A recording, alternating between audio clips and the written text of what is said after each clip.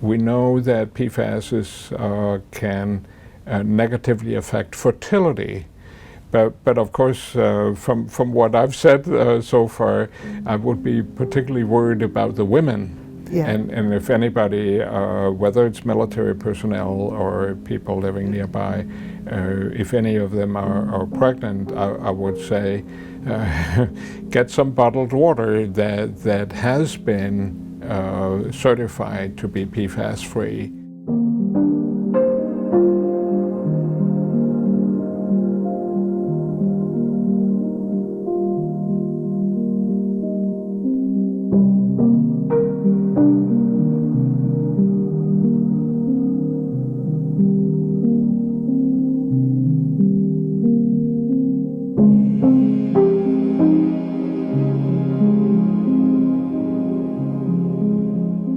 Greetings, I'm Yvonne, staff for Science for the Public, and I welcome you to our Contemporary Science Issues and Innovations program.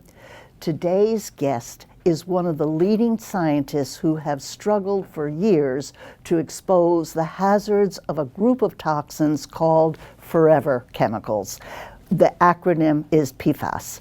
Physician scientist Philippe Grandjean is a professor of environmental medicine at the University of Southern Denmark and also adjunct professor and principal investigator for a major project called Sources, Transport, Exposure, and Effects of PFAS.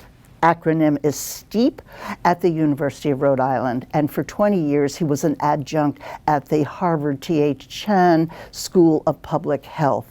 Dr. Grandjean is the author of an excellent resource on this subject, The Effects of PFAS, called Only One Chance: How to Protect the Brains of the Next Generation. We are honored to welcome him today to Forum Network webinar. Thank you for joining us, Dr. Grandjean. Thank you, Yvonne. It's a pleasure to be here. And of course, PFAS play an important role in the kind of research that I do because it turns out that every time we look, we find new adverse effects of these compounds.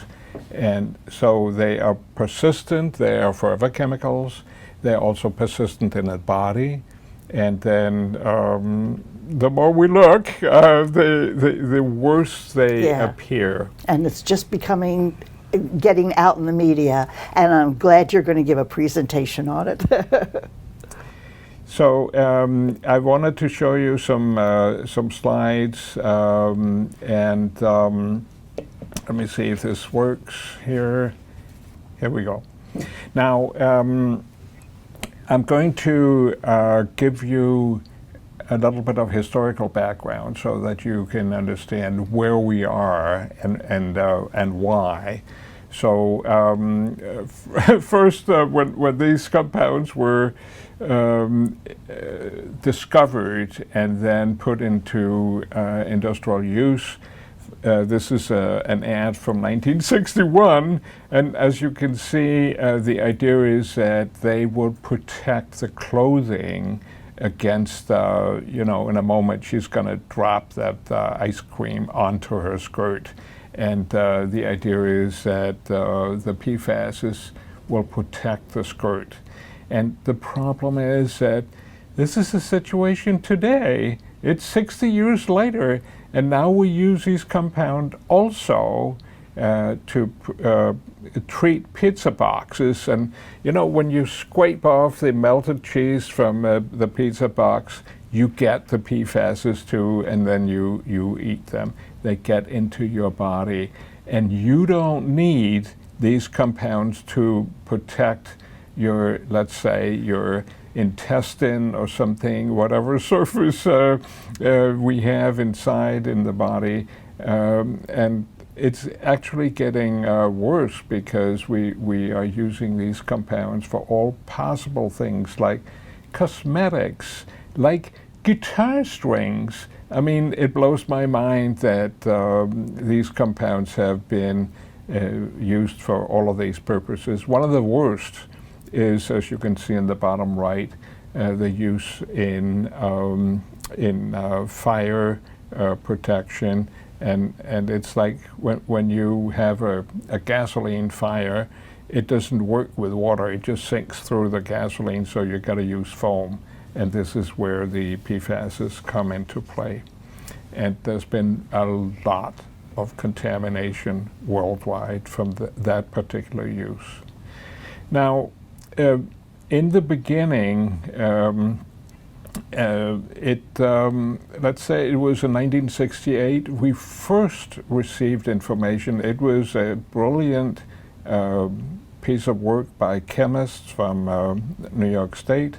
They found PFAS compounds in human blood. And this was a major discovery, and everybody was scared about this because it seemed that an industrial compound had made it to human exposure. And you can see then there were some additional discoveries. And the reason the subsequent discoveries are in gray is that this was unpublished. That is, it wasn't shared with the public, and only later did we find out that, oh my, the PFASs are really eliminated in human milk and passed on to the next generation. This was actually after the old data had been released because that's what the US EPA demanded. Now, the reason that we were delayed in the research is that, yes, there was a policy, this is from 3M, there was a policy that they would support research, but note this sentence here, that they would like to have research that actually showed that there's no reason to worry about PFASs. And so the research had apparently a purpose that would serve the company interests and not the public health interests. So the result is that we now have a situation where the first discovery of PFASs in the general population, that is in blood donors, happened way back in 1976, but it didn't become public knowledge until 2001, and likewise with several other adverse effects. The average delay was 22 years. So we were essentially kept in the dark for decades, and it's only the last 20 years or so that we have tried to come up to in speed to figure out what's really happening, what are these compounds doing to our health. And one important aspect is, of course, I mean, when I went to medical school, and I admit it's a few summers ago, when I went to medical school, we were told that the placenta functioned like an armor that protected the fetus against, adverse effects from whatever chemicals and bacteria, etc.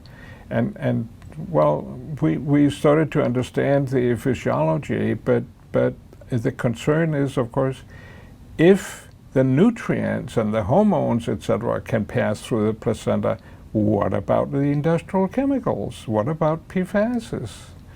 So studies began to surface, and these are just two of the first studies that came out.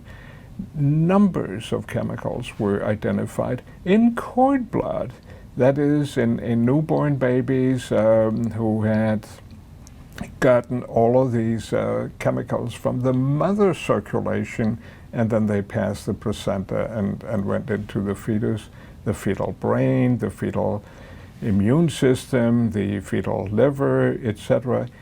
In the most sensitive age that exists, because that's where the organs are formed and where their functions are laid down.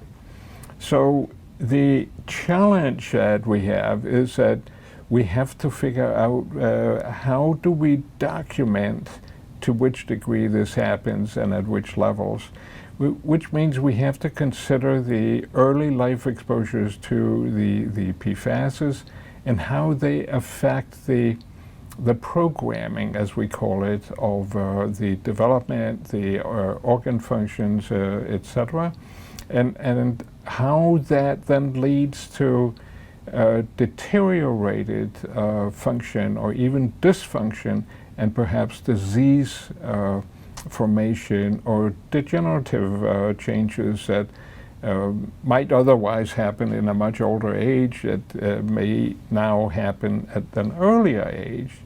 And so the challenge that we have is that we have to figure out, but how much are these new human beings, these youngsters, how much are they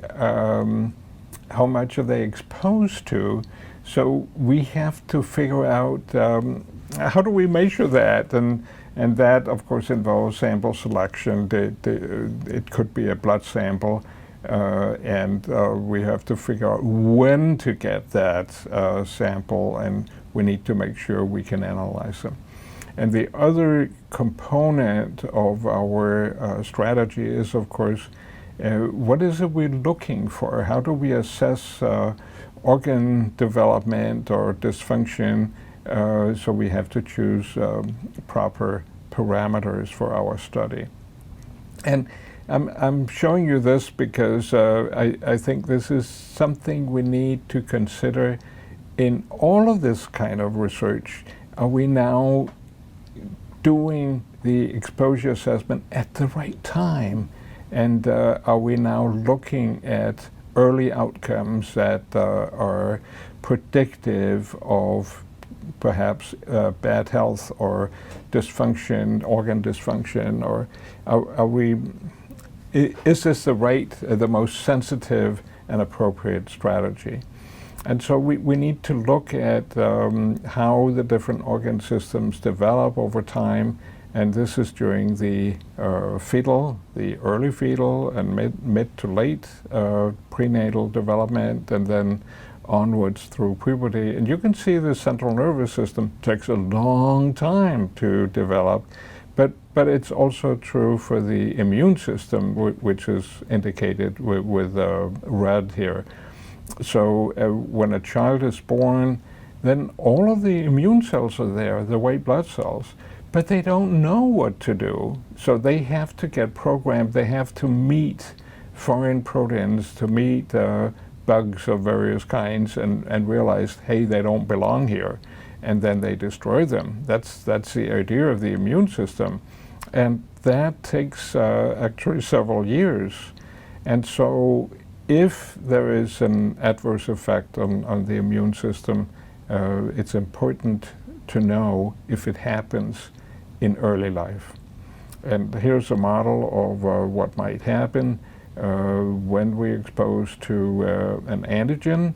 Then there are some reactions that are triggered in the immune system. The cells interconnect and share information, and in the end some specific antibodies will be generated that can conquer or can help conquer any infection, or let's say cells that have become abnormal in one way or another.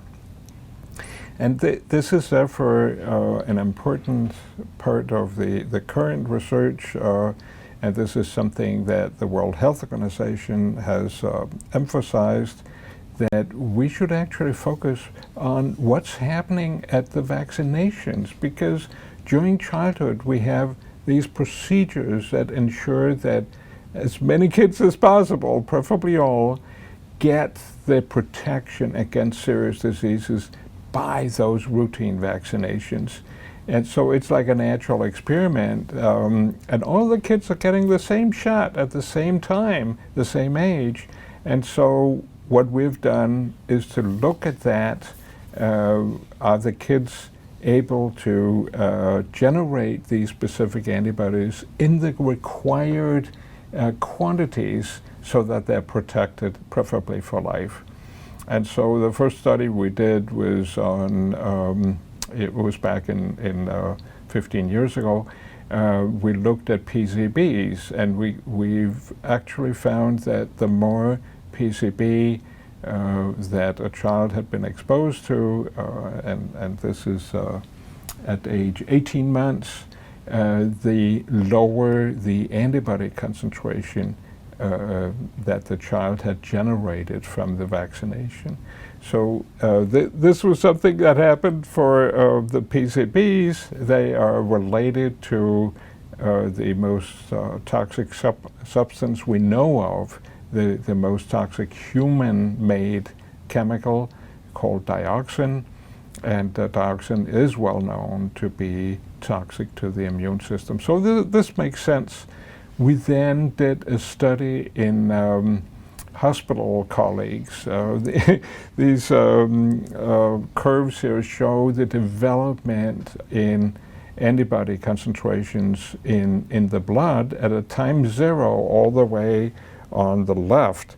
That's when my colleagues got this booster vaccination, in this case with tetanus. And then they donated a blood sample several times, after 3 days, 5 days, 1 week, 10 days, etc. And so that you can see the development over time. And there is one of them that you can see here, the purple one, is kind of flat. And so we were surprised that it was so flat. And it turned out that the steepness of these curves here, the increase that was triggered by the vaccination, it was flatter the more PFAS my colleagues had in their body. So this was a pretty good indication that the PFAS are toxic to the immune system, in this case in adults. So we wanted to apply this, and we wanted to do this in a population that's particularly useful for epidemiological population studies. And you see there on the top left, the Faroe Islands, they're located between Norway, you can see that on the top right, and further up to the other side is Iceland. So it's in the North Atlantic, and they eat a lot of seafood, and unfortunately there is PFAS contamination of the world's oceans.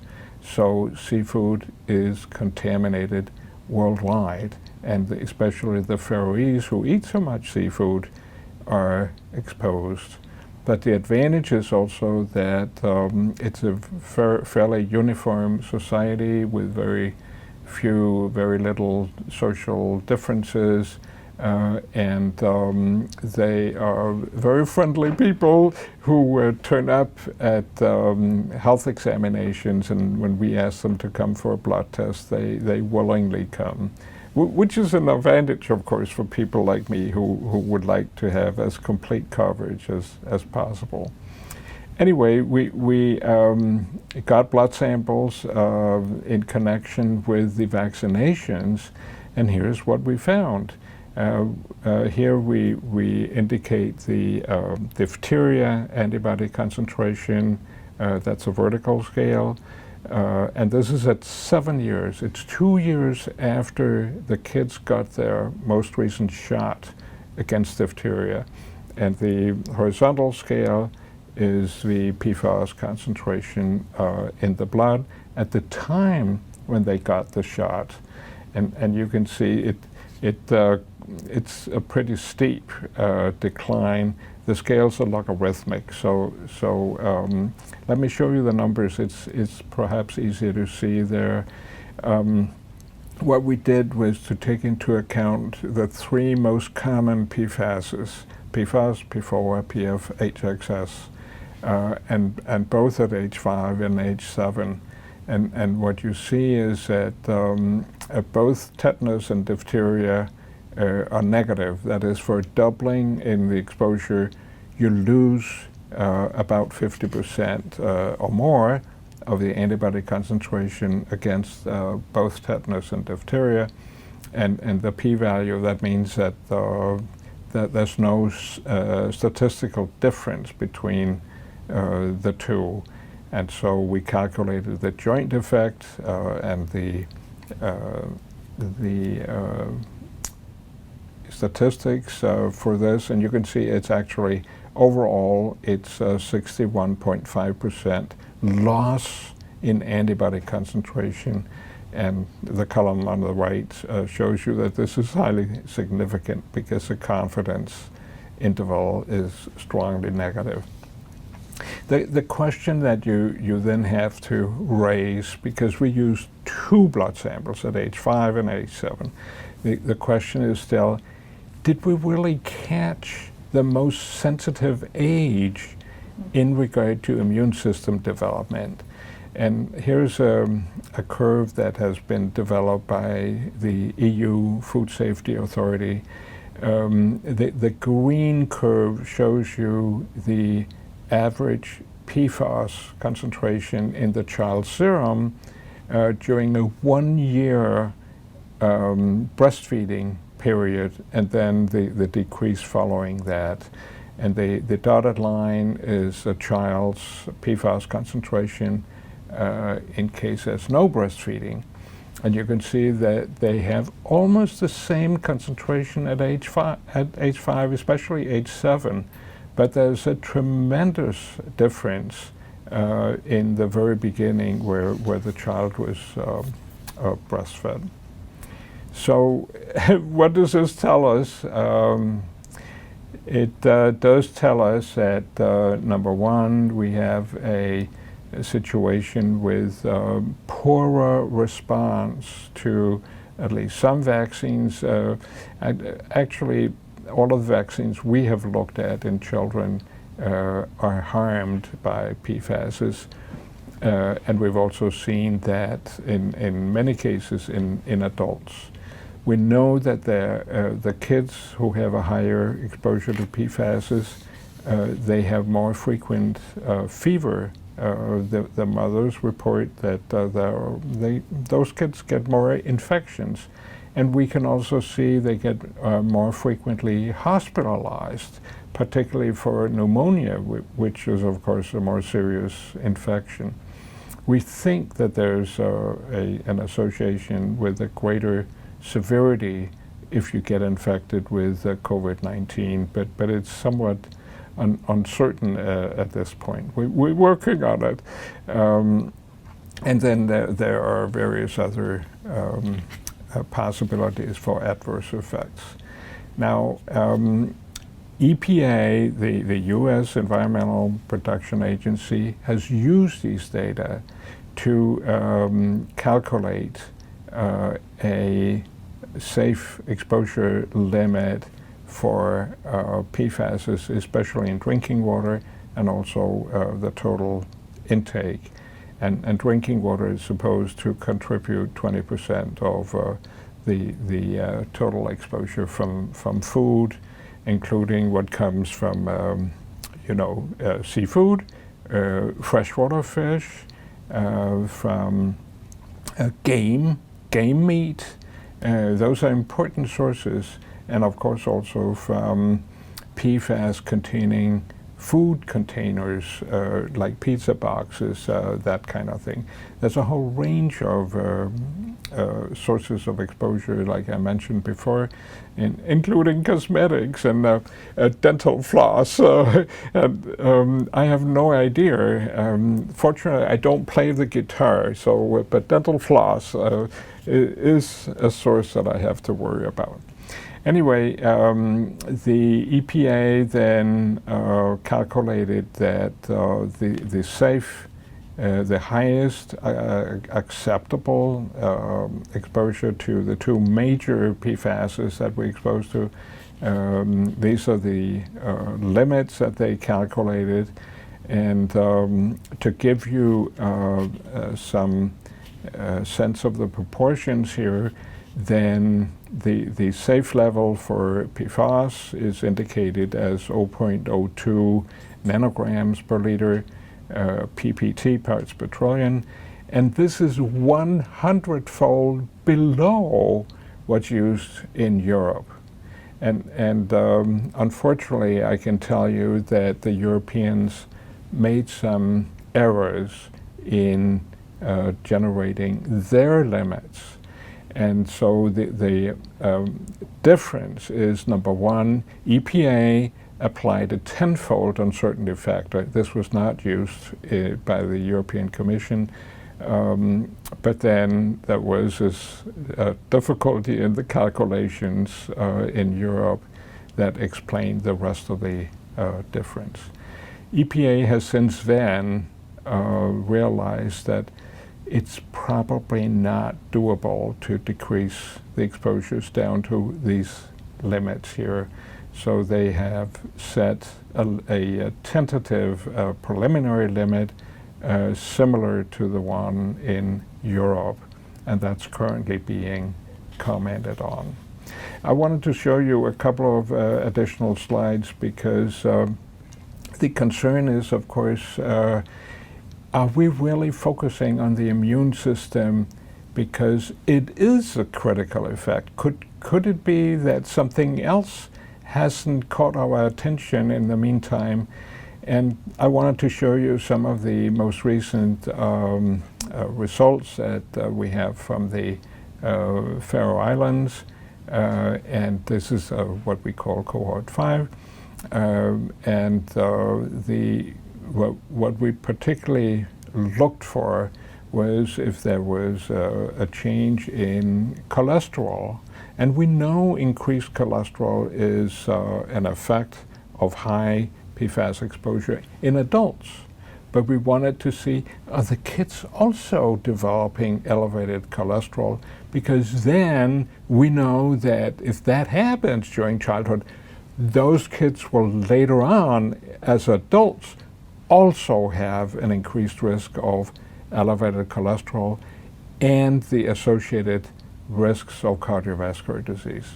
So here's what we found with cholesterol, and you can see I'm giving you the data for 5 years and 9 years.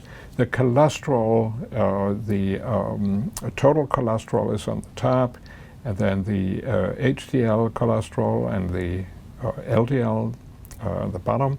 And you can see that there are strong effects for total cholesterol and also LDL on the bottom with the green lines. Those are the girls, but the boys have in particular increased HDL and particularly at age 9.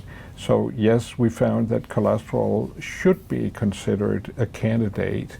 We need to do more careful studies on cholesterol to see if that might point at lower levels of exposure.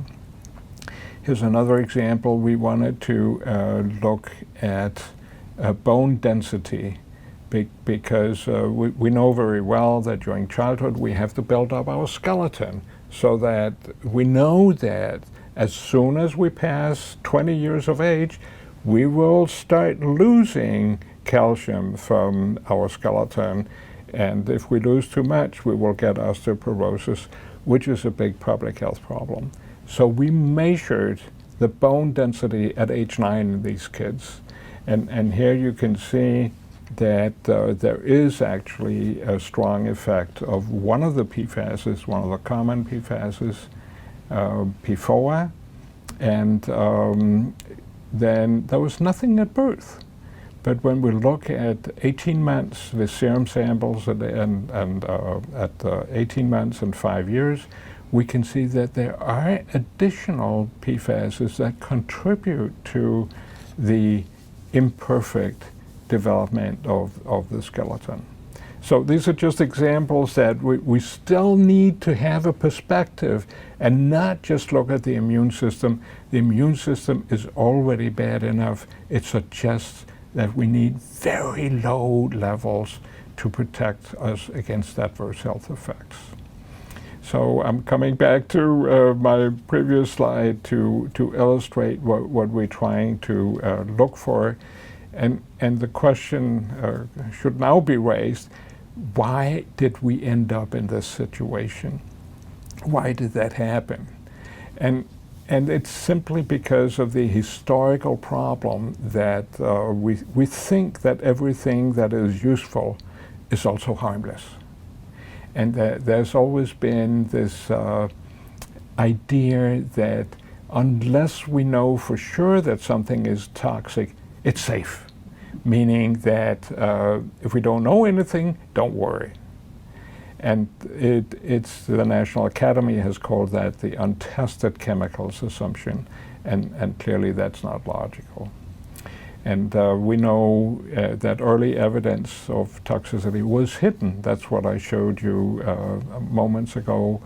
And there was a whistleblower who was silenced. And then these compounds, they are the environment, and they're going to stay there for many decades and create problems in the future, not just now, also in the future. So clearly research takes time, but prevention takes even more time. And we did never apply what the Europeans call the precautionary principle. So we are in the situation that was already noted about 45 years ago in New York State at the Love Canal, where chemicals seeped from a storage of waste and exposed the population to toxic substances. So I must admit, I side with this child who's now a mature adult, I hope, that we've got better things to do than sitting around and waiting for things to happen that we could have prevented if we have thought about it. So thank you, Yvonne.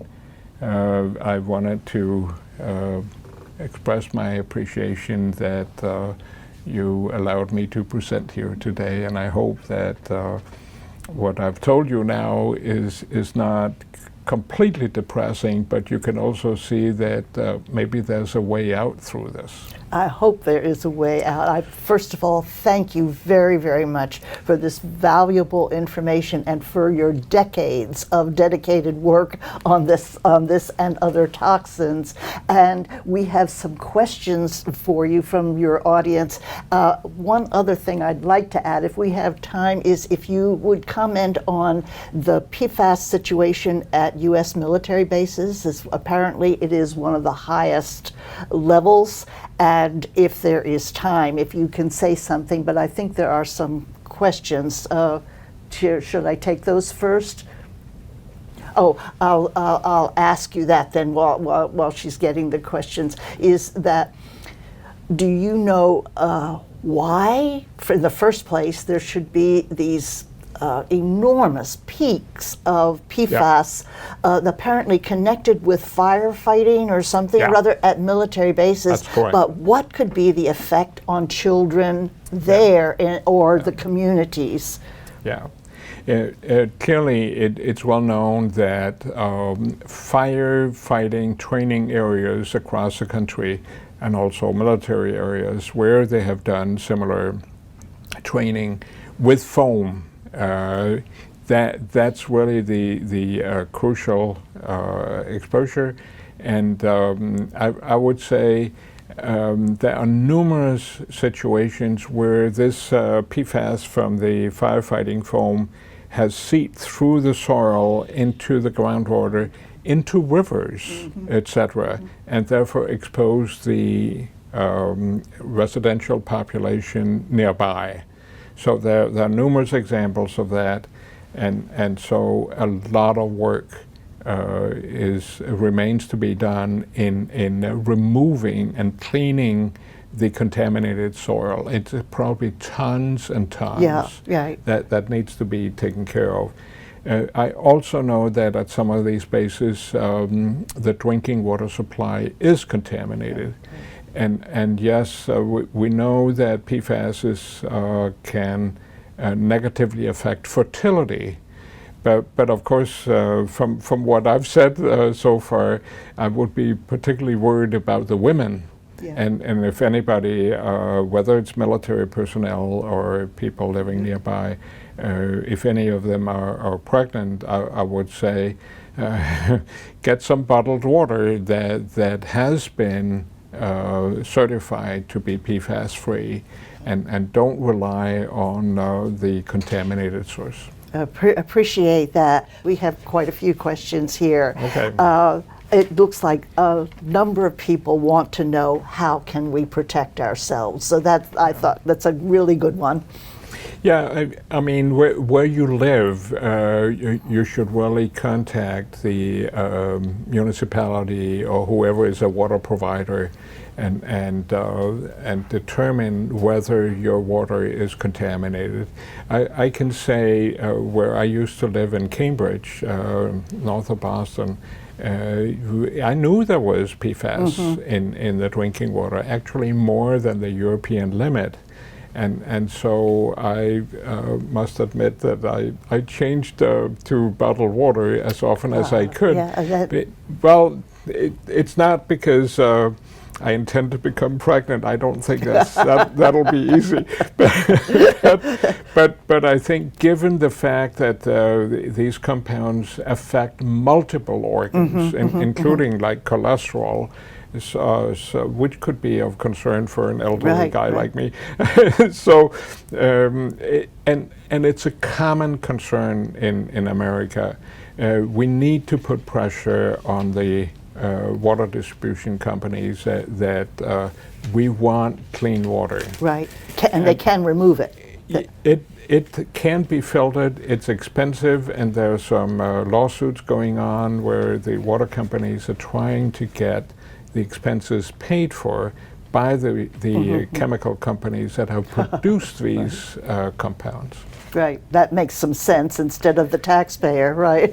Right. Okay, but they need to check where the water source is an important thing. Exactly. Okay, and another very good question: why do we hear so little about the forever chemicals? We don't get much.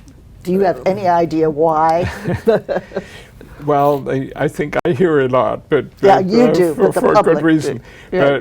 But I think part of the reason is that the chemistry is complicated. I mean, we're talking about chains of carbon that are packed into fluoride, and then there's an acid group sitting in the chemistry is complicated. Yeah. And I think the media people, the journalists, etc., they hesitate to deal with that because the chemistry is hard to explain.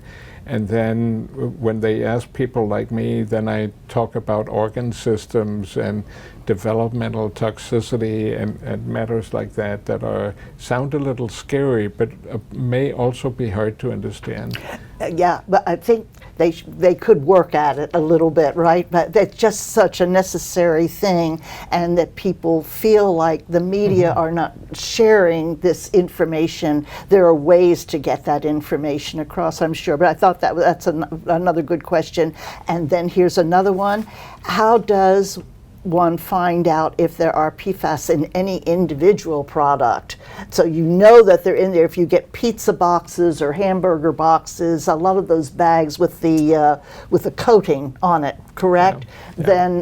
Then that will have it. But how do you find out if there are any individual products? Yeah. That's a tough question. I think the Consumers Union has done some work, and I'm sure that there are others who have too. The best you can do is to search on the internet and see what you can find. In my home country, in Denmark, there is a consumer protection agency that has actually been looking at dental floss and cosmetics, etc., and they have been able to guide consumers toward products that don't contain PFAS. And I hope that this can be done here in the U.S. On a national scale, so that consumers can better understand how they can affect the market, protect themselves, but they will also affect. I mean, think of bisphenol A. That was an additive to certain kinds of plastic, and it was used in baby bottles. And once the consumers understood that there was bisphenol A in certain bottles, they chose not to buy them. Right. And so the stores had to take them off the shelf. And that way we got better and safer products because the consumers acted. Right. And we need to facilitate that. Yes, it sounds like very good advice there, that you need to have the consumers get the information that will help them put the pressure on. Related to that, and you mentioned BFA or bisphenol A, that went with your frying pans to keep those from being sticky, and the Teflon pans and plastics. And this one here is maybe touching on this. Should we be concerned about toxicity and chemical leaching from plastic food bags? Is that related to the PFAS or just BFA, bisphenol A, and frozen and fresh food and reusable plastic bags? In other words, plastics. Is that related to the PFAS issue also? Yeah. Okay. Yeah, I think that PFAS are mainly added to something like flour bags. I mean, because you don't want, let's say a flour bag gets a little wet, you don't want the paper to be softened so that the flour will spill. Right. And so they're often treated with PFAS. But that means that if you want to recycle the paper, that's a problem, because then you're also recycling the PFAS. Right. And what I'm being told is that in most incinerators, community incinerators, where our garbage is being burnt, the temperature is actually high enough to destroy the PFAS.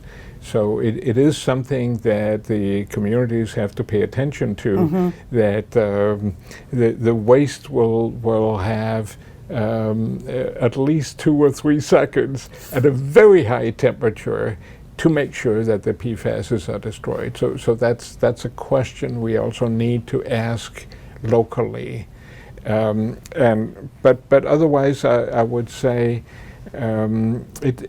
PFAS are rarely used in plastics. Okay. It's more like the non-stick kitchen utensils. Okay, the non-stick stuff, right? Yeah, the Teflon pans, etc. And the firefighting. Yeah, well, the message about the kitchen utensils is that it's particularly when they're new that they may release a little bit of PFAS that hasn't been stabilized and sort of attached to the pan. So be careful. And also the older products may also release more. The modern products are better, and you can actually buy non-stick pans that don't contain PFAS. And that's, of course, an option that I would support. Definitely. Okay. There's this one for clarification. Did you say the EPA is backing off its suggested exposure levels because those levels are impossible to attain?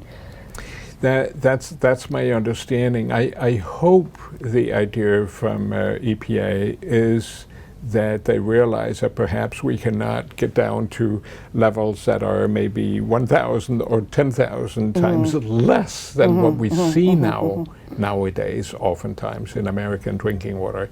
But as an intermediate goal, let's go for 4 ppt, just like the Europeans are doing, as an intermediate goal, because with time we really want to clean up the environment. And the that's sources. A huge problem, right?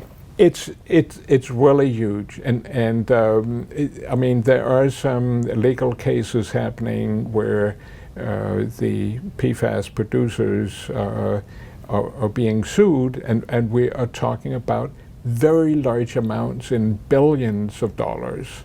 So we have really screwed up by using these staple compounds for decades without paying attention. Right, right. And then that's why they're called forever. You can't get rid of them too easily, right? Okay. Do you foresee any, any sort of new is that chelating chemical that may make PFAS, may draw PFAS from us? Remove, okay. Remove the PFAS. So you see any sort of new chemical that could remove the PFAS from us? Yeah. Well, from a medical perspective, there's very little we can do because the chemicals are in our bodies and they don't break down.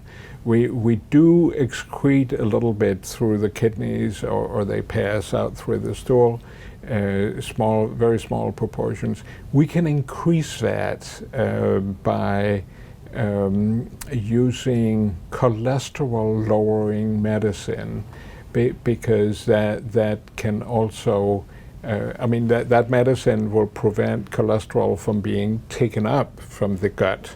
And so that medicine seems also to prevent uptake of PFAS to some degree. But I can't see, the American population eating cholesterol-lowering medicine, no matter how old we are, and our need for that kind of medicine. Yeah, so that will be very strange if we tried something like that. The other thing is that women have that advantage. Once a month they get rid of a little bit of blood, and with that blood they also lose, fortunately, PFAS. Oh. And so we usually see that women have somewhat less PFAS in the blood samples than men do. And so that has been tried out in practice, where it turns out to be possible if you remove like a pint of blood like several times. Giving blood or something, right? Yeah, then you can lower the PFAS concentration. Very interesting. But again, I would not, as a physician, recommend that everybody goes to the blood bank. And I also think that the blood bank would hesitate to accept blood portions with high concentrations of PFAS. And because the people who need the blood supply, they don't need the PFAS. No, that's right. So you can see we are in a difficult situation here. Right, very interesting. There's one about breastfeeding. Do you think that the current breastfeeding guidelines should be modified based on your findings? That's a tough question because along with my medical colleagues, we do support breastfeeding, preferably as long as possible. But the point that the mother can actually get rid of about half of the PFAS she has in the body, about half of it, by transferring it to the baby through the milk. And because this is a much smaller body, the baby may increase the blood concentration by tenfold. And so at a very vulnerable age, the baby does not need the PFAS. Right. The mother would like to get rid of it, of course. Right. So there's a benefit for her, but I think we there need to consider how high is the mother's PFAS level, and should she perhaps just get the milk out and discard it, rather than feeding it to the baby. She would benefit from losing the PFAS, but the baby does not need that particular kind of milk, and then bottle feeding is probably better. Yeah, it's not a good solution. No, it is not. And I would say it's terrible that we invented chemicals for whatever purposes, and they end up in our bodies. They don't break down. and then they come out in the most ideal kind of food, human milk. Right, the best food out there. And to expose the young and the most vulnerable population. right. I mean, this is really a terrible setup. Right. You had gone into this again, just to reiterate the importance of that period of brain development that your book describes in detail and very, very accessibly. That is such a vulnerable period when the child's brain is developing, and you've been concerned about that for a very long time. And we think that PFAS may also affect brain development. Yeah. That's what the most recent evidence suggests. So we really talk about multi-organ toxicity here. Right. Let's see. Just very quickly, are milk cartons treated with PFAS? Do you know that they're lined with that? Actually, I don't know. Yeah. I don't think so. Okay. I'm aware that some farmers have gotten problems with sewage. I mean, what they call biosolids. From sewage treatment plants. That they're using for fertilizer to improve the soil, and sometimes that sewage sludge contains PFAS, and that gets into the cow's milk. Yeah. And so yes, milk can be a problem. I don't think but that not the cartons, not those cartons. Okay. I must admit, I don't know. Okay. Can you, let's see, are PFAS chemicals absorbed by microplastics and then delivered to us by that avenue, by the microplastics? I wonder if they mean the things like the plastic bags and things like that. Yeah. What do they mean? Are they absorbed by these microplastics? Yeah, that's a good point, because the PFAS like to be in borders between the water phase and something else, and so what has been found is that PFAS to some degree bind to microplastics, and so they're carried with the microplastics. And what has also been found is that, especially up in the Great Lakes, that when it's windy, then there's some foam generated underwater, and that foam, it's just like what they use in the firefighters. Oh my goodness. That foam can contain high concentrations of PFAS. So we should avoid at least ingesting that foam. And fortunately, it doesn't penetrate our skin, so at least very slowly. So it's not a hazard in regard to cutaneous exposure. But that foam may blow onto the land and onto the fields, and where the cows are grazing, or where we have chicken, or etc., and may cause localized contamination from that foam. Okay, let's see. What's this one? More about the problem of untested, something about the problem of untested chemicals. Are there other chemicals that are in common usage under this general a group of them like this that are not tested? And you, I think, have pointed out that they've been selective about what they test. That's a problem right now, I think. Yeah.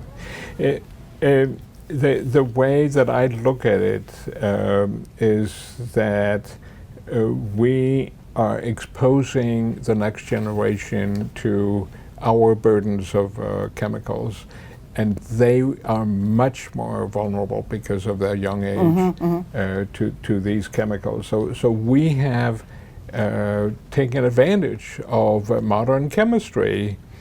And somebody else will pay the for our advantages, and in particular the next generation. So we see that cord blood, that is the fetal blood supply from the mother's placenta, that blood supply is now, we can see that it is contaminated by lots of industrial chemicals. And there's a growing documentation that this is really a serious problem. So I think it's wonderful to have chemical technology that has done all of those wonderful things for modern society, but it is at the expense of the health of the next generation, because they get them, the chemicals, through the placenta.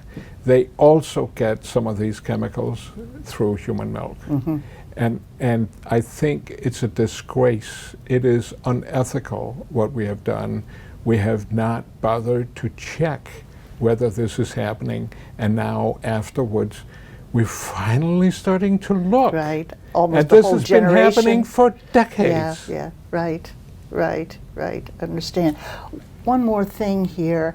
The recent discovery that we have a problem with fertility, that the fertility level is going down, is that connected with these chemicals, with PFOS, do you think? Or is it PFAS? I mean, it is. There are studies that has been done in fertility clinics, to see if a fertilized egg will actually result in a fetus.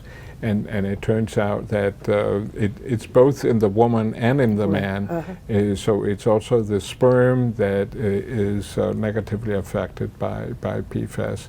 Yes, fertility is affected, and clearly there are many chemicals that can affect fertility. And so this is also a problem for the human race, that we are apparently affecting our chances of having heirs, of having children, grandchildren, etc. And then on top of that, we're poisoning them from the beginning. Exactly. Very interesting. And I'm afraid that's about all that we have time for. Dr. Grandjean, thank you so much. This has been very, very informative and interesting. Thank you, and good luck with your research. Thank you for inviting me.